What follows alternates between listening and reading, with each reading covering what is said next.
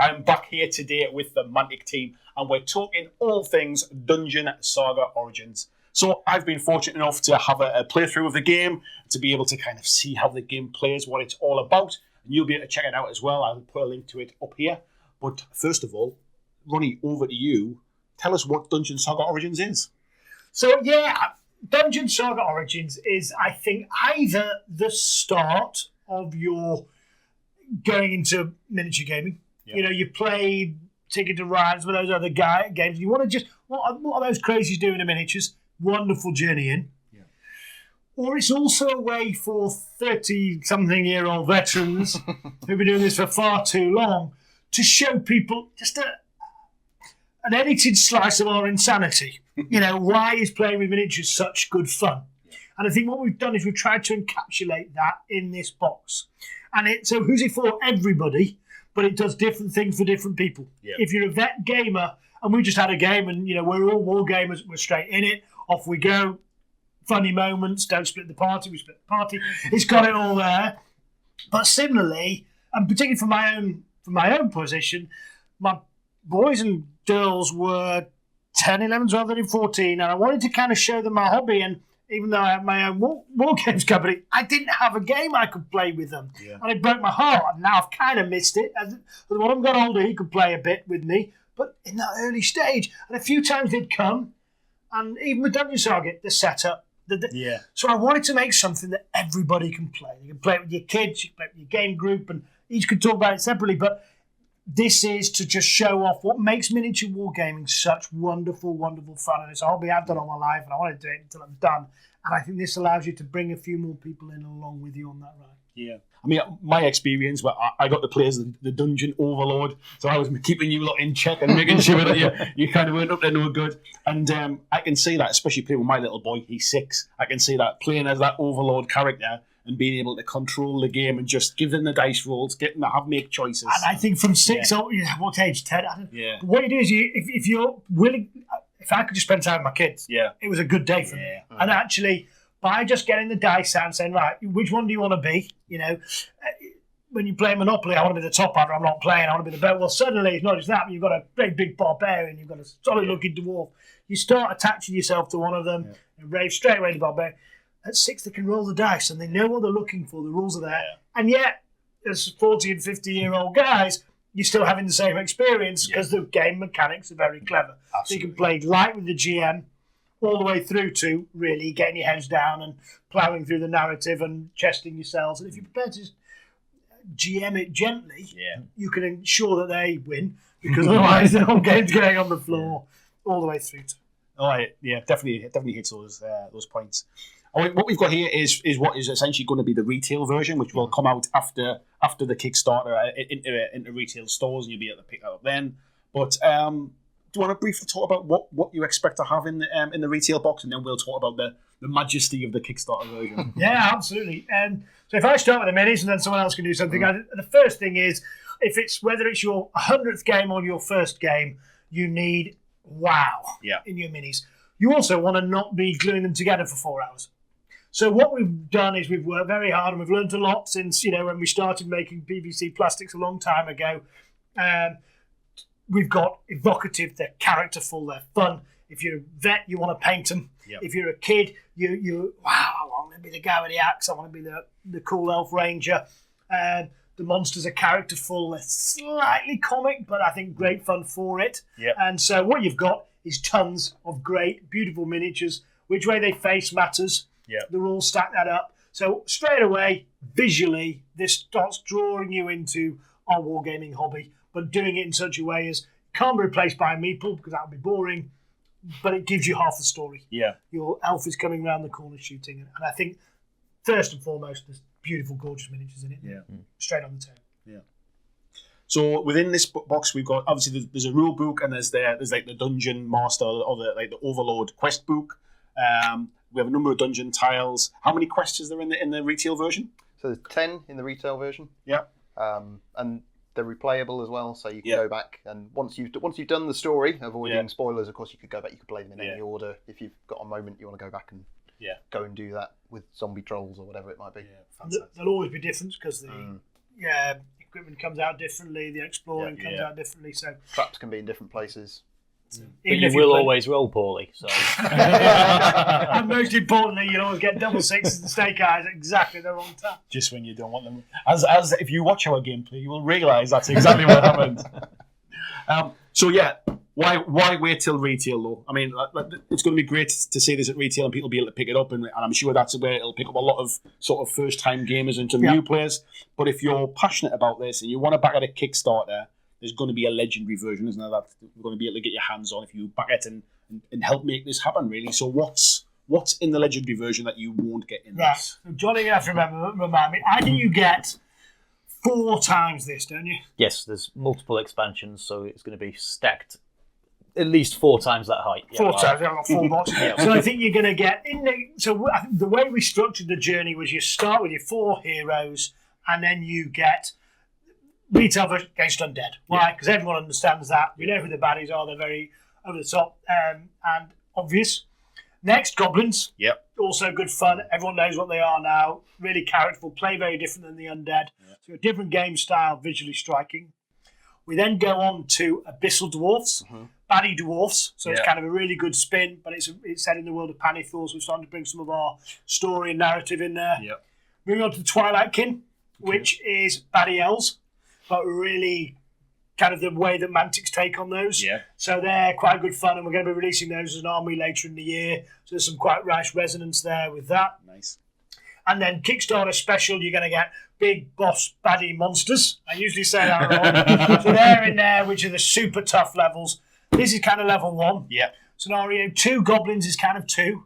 3 and 4 you can play any which way, and because you keep getting new legendary and extra cards and stuff, you keep leveling up, but you narrowing through. And then level 3 is that those big boss baddies, whether you've got load, we can assume you've got a load of equipment, you've got legendary, you've got upgrades, and you're going to be going there.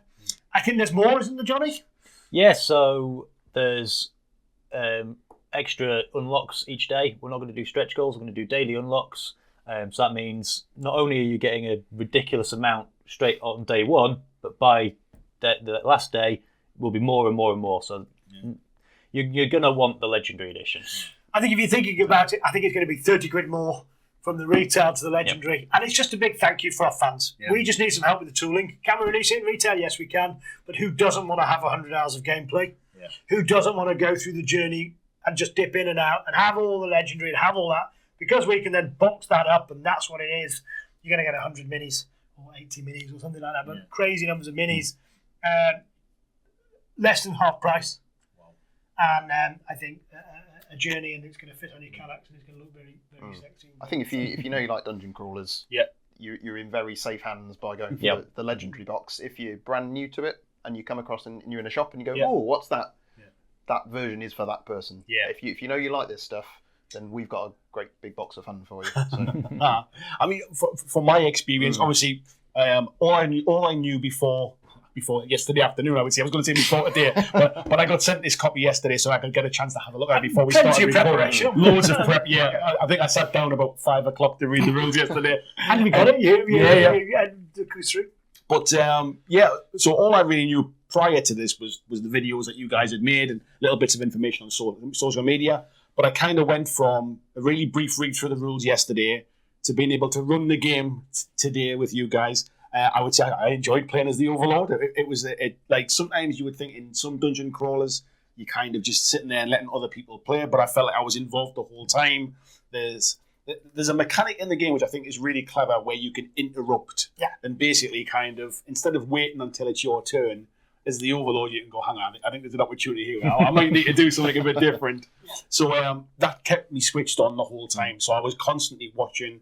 I'm looking to see where the traps are, and I'm watching out for secret doors and things. So it was really quite engaging. And like I say, I can see me playing that with my little one as well, and kind of enjoying it as to play as the Overlord, but also to be able to run the game. And both ways, if you want to play as Saga, he's there. And I think the other thing to say is this is very much, we did a Dungeon Saga 7, 8, 9 years ago. Yeah. The world's changed. We know a lot better. There's a lot of things we'd do again differently, and I think we have. Yeah. From the way sending out the Kickstarter to the quality. The miniatures were nice, but the materials we put them in, the ankles were too thin, they could bend sometimes. All of that stuff's been put right.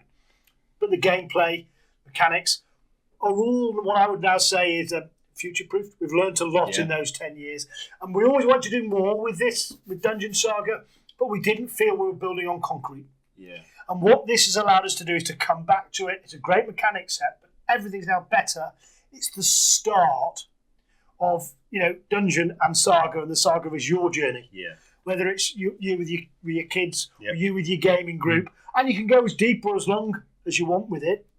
We are going to go in the future and have some fun with things like building your own characters. But we're now going to build that off this, off concrete, off great miniatures, off great tiles, and the past things we move around. This, it sets up, it plays well, it's structured. All that we've learned is in this box, and we know we've got so many exciting things planned for the future.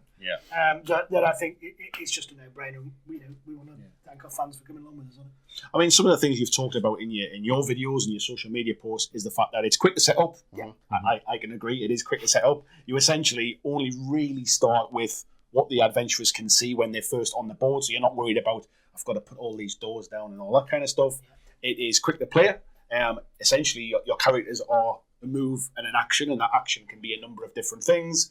And it's not complex. It's not complicated. It's the right level of rules to have a fun game without it being correct. Without the rules getting in the way. Yeah, I mean, we sat and played that, and I think we might have referenced one rule in the whole playthrough or something like that. But essentially, from somebody that only read the rules once last night, you guys have maybe got a little bit more experience, but we blasted through it and we played it and we had a lot of fun. And having played that today, you wouldn't have guessed that you only learnt the rules yesterday. No. Yeah. No, that's it. It could, because there's elements of it where it becomes very, very sort of intuitive. Yeah, and that's what we tried to build. That's what it takes a long time to make something that simple. Yeah, it's like that. It's a lifetime to master, to get it quick, to get it slick. Because what we don't want you doing is playing the rule book. We want you creating cinematic, fun moments, and the dice do that. Those are in backgammon, best game ever, because it's the dice that throws you the curveball. You want to play, it doesn't let you do it, and already we've got that. But everything you go, well, I should be able to hit harder. Oh, I'm a barbarian, I do. I should be tougher. I'm a dwarf. You are.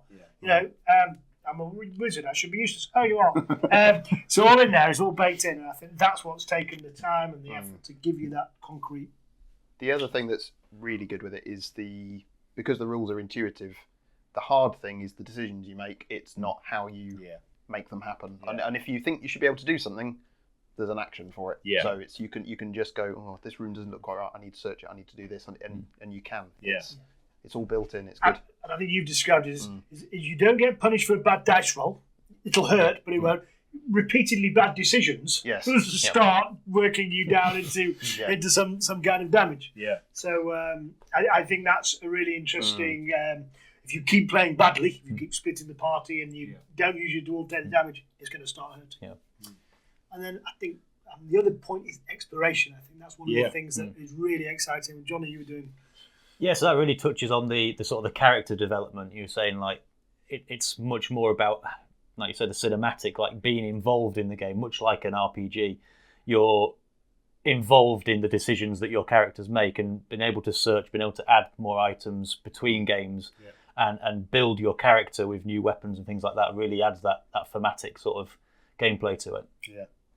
Yeah, I would just echo, I guess, all of the things that you guys have been saying about it, and I guess as a third party being able to get my hands on it and play it, I can definitely kind of back up what you've been saying as well. So this goes live on Kickstarter at the end of March, so check that out. I'll make sure there's a link down in the description of the video, so you'll be able to go straight through to that Kickstarter and check it out. Is there anything else you want to add, Ronnie? I don't think so. I know. Come, please join us. I think it's one of those things that if you're kidding or young, they'll thank you in about a year or two's time. You have everything painted by then, you see. If you get it now, I mean, painted by the time they get that on. But really, 40 hours of gameplay, beautiful miniatures. We'd really love this to just go bonkers. I think it's the start of a whole new genre and something that I think is going to bring a lot of joy out there. So thanks for watching. Yeah. Appreciate it. And don't forget to check out our gameplay video as well, so you can see exactly how